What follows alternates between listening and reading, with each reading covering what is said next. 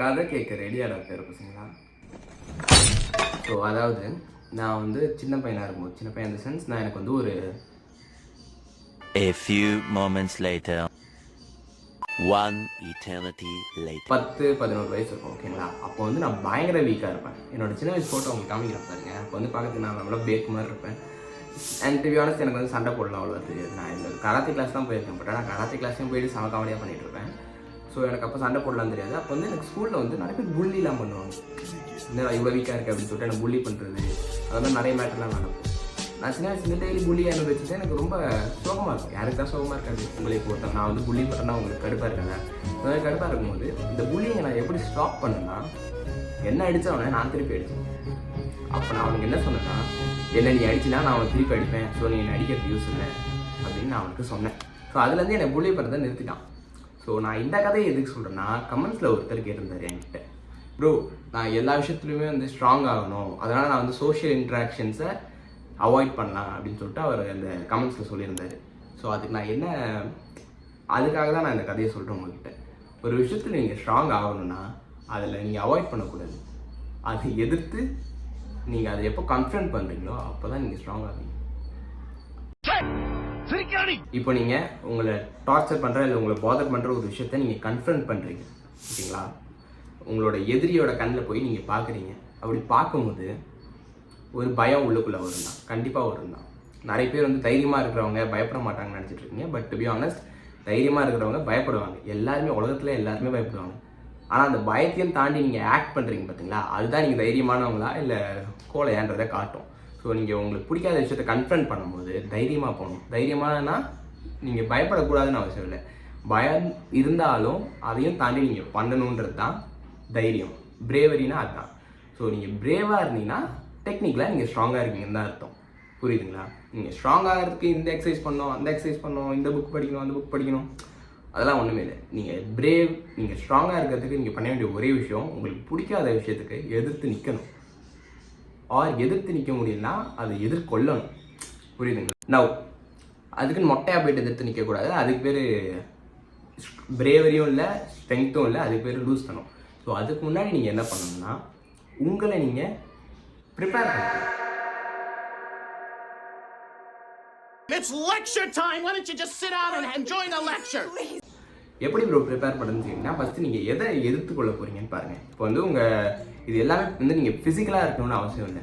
உங்கள் ஃபேமிலியில் உங்களுக்கு பிடிச்ச பிஸ்னஸை உங்களை பண்ண விட மாட்டேங்கிறாங்கன்னா நீங்கள் அதை எப்படி எதிர்கொள்ளணும்? உங்களோட அறிவை வச்சு, உங்களோட இன்டெலெக்ட் வச்சு. இப்போ நீங்கள் ஒரு பிஸ்னஸ் ஆரம்பித்தா நான் காசை இழக்க மாட்டேன், காசு நிறைய தான் சம்பாதிப்பேன்னு உங்கள் வீட்டில் இருக்கிறவங்களாம் நீங்கள் தெரிய வைக்கணும். அது தெரிய வச்சு நீங்கள் ஒரு பிஸ்னஸில் அவங்களுக்கு ரிசல்ட்டை காட்டினீங்கன்னா அவங்க கண்டிப்பாக அவங்க நம்ப தான் போகிறாங்க. ஏன்னா நீங்கள் என் பையன் ஏற்கனவே பிஸ்னஸ் பண்ணி காசு சம்பாதிச்சிருக்காம்பா, ஸோ அவனுக்கு பிஸ்னஸ் பண்ண தெரியும், அவங்க நம்ப தான் போகிறாங்க. அதே மாதிரி நீங்கள் இந்த கோர்ஸ் படிக்கணும், எனக்கு இதை படிக்கணும்னு பிடிச்சிருக்குமா, இந்த படித்தா என்னால் இவ்வளோ இது பண்ண முடியும் அப்படின்னு சொல்லிட்டு அவங்களுக்கு காமிச்சிங்கன்னா அவங்க கண்டிப்பாக அவங்களை பண்ண விட தான் போகிறாங்க. அண்ட் இதே லாஜிக்கில் இப்போ உங்களுக்கு வந்து இந்த எக்ஸாம்பிள் விட்டு இன்னொரு எக்ஸாம்பிள் தான். இப்போ வந்து உங்களை ஸ்கூலில் நான் சொன்ன மாதிரியே உங்கள் ஸ்கூலில் இல்லை காலேஜில் இல்லை உங்கள் ஒர்க் பிளேஸில் எங்கேயாச்சும் ஒருத்தவங்க உங்களை புள்ளி பண்ணுறாங்க. அவங்களை நீங்கள் எதிர்க்கணும்னா என்ன பண்ணணும்? ஒன்று ஃபிசிக்கல் புல்லிங்காக இருந்தால் நீங்கள் வந்து ஸ்ட்ராங் ஆகணும். நீங்கள் ஸ்ட்ராங் ஆகிறதுக்கு என்ன பண்ணலாம்? ஒரு MMA கிளாஸில் போய் ஜாயின் பண்ணலாம். நான் வந்து ஜிம்முக்கு போகணும்னு சொல்ல மாட்டேன், ஏன்னா நீங்கள் ஜிம்முக்கு போய் கற்றுக்கிட்டா உங்களால் யாரையுமே அடிக்க முடியாது. நீங்கள் எல்லாருமே வந்து ஜிம் ரொம்ப ஓவர் ரேட்டட். இந்த ஒப்பீனியன் ஜிம்முக்கு போகிறது ரொம்ப over rated. To be honest, நீங்கள் ஒரு பாக்ஸிங் கிளாஸ் இல்லை MMA கிளாஸ் இந்த மாதிரி ஏதாச்சும் ஒரு கிளாஸ் போனீங்கன்னா நீங்கள் வெயிட் லாஸும் ஆவீங்க, ஹெல்த்தியாகவும் ஆவீங்க, உங்களுக்கு ஒரு ஸ்கில்லும் கிடைக்கும். ஜிம்முக்கு போகலாம், போகக்கூடாதுன்னு நான் சொல்ல. பட் ஆனால் நீங்கள் வெயிட் லாஸ் பண்ணால் ஜிம் மட்டும்தான் ஒரு வழியும் இல்லை. நீங்கள் MMA கற்றுக்கலாம், இல்லை பாக்ஸிங் கற்றுக்கலாம், அந்த மாதிரி நிறைய விஷயம் இருக்குது. நீங்கள் அதில் போய் கூட வெயிட் லாஸ் பண்ணலாம். ஸோ இது ஒரு சைட் ரேட், நான் அதுக்குள்ளே போகல. நான் என்ன சொல்கிறேன்னா, இப்போ அந்த ஃபிசிக்கல் த்ரெட்டுக்கு நீங்கள் உங்களை தயார்படுத்திட்டீங்கன்னா நீங்கள் போய்ட்டு அவங்களை அடிக்க முடியும். அடிக்கிறீங்களோ இல்லையோ, நான் யாரையுமே வைலன்ஸாக இருங்கன்னு சொல்லலை. பட் ஆனால் வந்து ஒரு வாரில் கார்டனராக இருக்கிறத விட ஒரு கார்டனில் வாரியராக இருக்கலாம். புரியுதா? ஸோ செல்ஃப் டிஃபென்ஸ்க்காக நீங்கள் கற்று வச்சுக்கிட்டீங்கன்னா உங்களால் ஃபிசிக்கலாக அவங்க வரும்போது கன்ஃபரண்ட் பண்ண முடியும். அண்ட் அதே மாதிரி இப்போது உங்களுக்கு இன்டெலெக்சுவலாக ஏதாச்சும் ப்ராப்ளம் வருது, ஒருத்தவங்க கலாச்சிட்டே இருக்கான், படிக்க தெரில, இல்லை அது பண்ண தெரில, இல்லை நீங்கள் அவ்வளோ அறிவாளன்னு சொல்லிட்டு உங்களுக்கு கலாச்சிட்டே இருக்காங்கன்னா நீங்கள் அதை வந்து உங்களோட அறிவை பில்ட் பண்ணிக்கணும். உங்களுக்கு எந்த விஷயத்த உங்களுக்கு கலாய்க்கிறானோ அதில் நீங்கள் நாலேஜ் கெயின் பண்ணிக்கிட்டீங்கன்னா அவனுக்கு திருப்பி கான்ஃபிடென்ட்டாக அடிக்க முடியும். ஸோ அந்த கமெண்ட்டில் கேட்டவருக்காக தான் நான் அந்த டாப்பிக்கில் சொல்கிறேன்.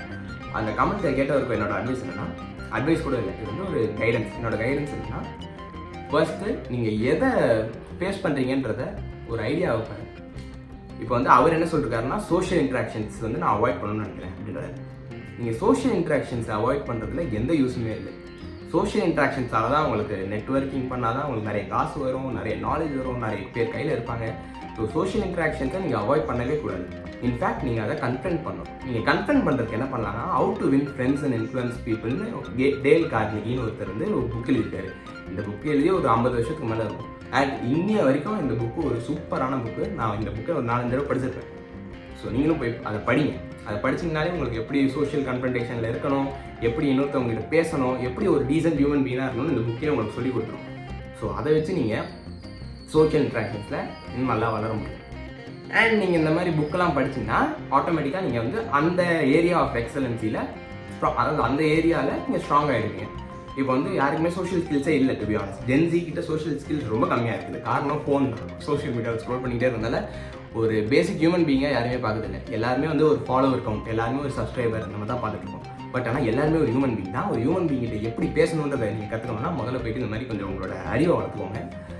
ஸோ இந்த கமெண்ட்டுக்கு சொல்கிறத வந்து அந்த கமெண்ட்டில் அவர் கேட்ட கேள்விக்கு வந்து நான் பதில் வந்து ரொம்ப சிம்பிளாக இப்போ லாஸ்ட்டாக சம்மரி மாதிரி ஒன்று சொல்லிட்டேன் உங்களுக்கு.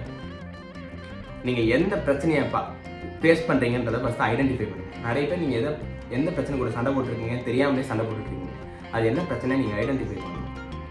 அண்ட் அதுக்கப்புறமா அந்த நீங்கள் பிரச்சனையை ஐடென்டிஃபை பண்ணிக்கலாம். அந்த ஐடென்டிஃபை பண்ண பிரச்சனைக்கு நீங்கள் என்ன பண்ணால் வின் பண்ண முடியுன்றதை இது பண்ணணும். Third one action. நீங்கள் என்ன தான் படித்து ஆகும்னு பெரிய நாலேஜை வளர்த்துக்கிட்டாலும் நீங்கள் அதை எடுத்து ஆக்ஷன் எடுத்துன்னா நீங்கள் பண்ணது எதுவுமே இல்லை. இது நீ கொடுங்குற எல்லா ஆணியுமே தேவையில்லாத ஆணி தான் போன்ற மாதிரி தான் இருக்கும். ஸோ ஆக்ஷன் ரொம்ப முக்கியம்.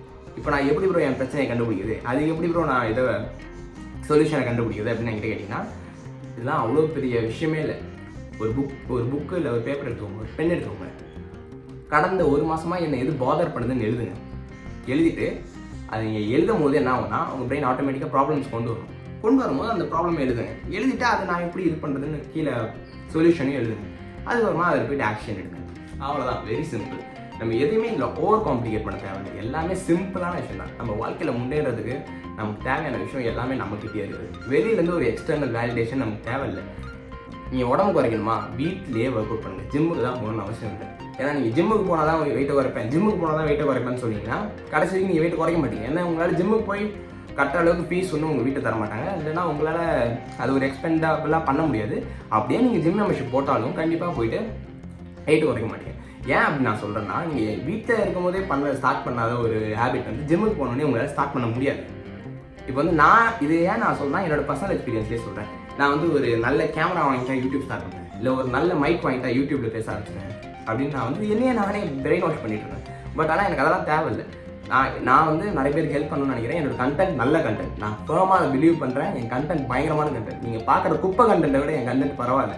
ஸோ அதனால் என் கண்டென்ட்டுக்கு கண்டிப்பாக அப்ரிஷியேஷன் வருதோ இல்லையோ ஒரு 4 பேருக்கு ஹெல்ப் பண்ணுன்றதுக்காக நான் வந்து என்கிட்ட இருக்கிறத வச்சு வீடியோ போடுவேன்.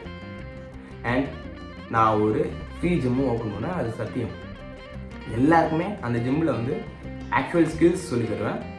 அண்ட் அந்த ஜிம்மில் எல்லா எக்யூப்மெண்ட்டுமே இருக்கும். ஃபேன்சியாக எதுவுமே இருக்காது, பட் ஆனால் எது தேவையோ அது இருக்கும். ஸோ எனக்கு போய் சப்ஸ்கிரைப் பண்ணுங்கள். உங்களுக்கு ஒரு ஃப்ரீ ஜிம் வேணும்னா எனக்கு சப்ஸ்கிரைப் பண்ணுங்கள்.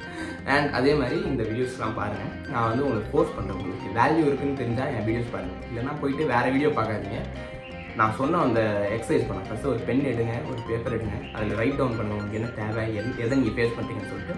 அண்ட் அந்த ப்ராப்ளமுக்கு நீங்கள் என்ன பண்ணணுமோ அந்த சொல்யூஷனை பார்த்து நீங்கள் ஃபஸ்ட்டு அதை ஸ்டார்ட் பண்ணுங்கள், ஒர்க் பண்ண ஸ்டார்ட் பண்ணுங்கள். வீடியோ பார்த்து கனவு உலகத்திலே வாழாதீங்க. Actually do something and make progress. By.